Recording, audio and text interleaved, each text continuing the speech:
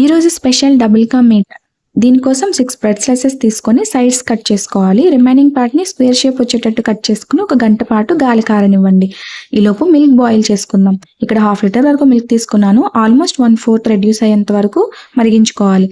తర్వాత ఇలా డ్రై ఫ్రూట్స్ని ఫ్రై చేసుకొని పక్కన పెట్టుకోవాలి. ఇప్పుడు అదే ప్యాన్లో కొద్దిగా ఆయిల్ వేసుకొని మనం కట్ చేసుకున్న ఈ బ్రెడ్ పీసెస్ని కూడా వేసుకొని ఫ్రై చేసుకోవాలి. మీకు ఆయిల్ సరిపోకపోతే కొద్దిగా ఆయిల్ యాడ్ చేసుకొని ఫ్రై చేసుకోవచ్చు. తర్వాత షుగర్ సిరప్ కోసం 3/4 కప్ షుగర్ తీసుకొని సేమ్ క్వాంటిటీ వాటర్ తీసుకోవాలి. షుగర్ కరిగేంత వరకు మరిగించుకుంటే సరిపోతుంది. కలర్ కోసం ఇక్కడ ఫుడ్ కలర్ యూస్ చేశాను. మీ దగ్గర లేకపోతే స్కిప్ చేయొచ్చు. తర్వాత 2-3 యాలకులు కూడా వేసుకోవాలి. ఈ సిరప్ అనేది జస్ట్ స్టిక్కీగా ఉంటే సరిపోతుంది. తీగపాకం అవసరం లేదు. మనం కట్ చేసుకున్న బ్రెడ్ పీసెస్ని ఇందులో వేసుకోవాలి.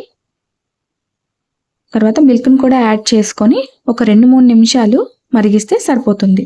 డ్రై ఫ్రూట్స్తో గార్నిష్ చేసుకొని సర్వ్ చేసుకోవడమే. స్వీట్ అయితే భలే వచ్చిందండి. మీరు కూడా ఒకసారి ట్రై చేయండి. వీడియో నచ్చితే ప్లీజ్ టు సబ్స్క్రైబ్.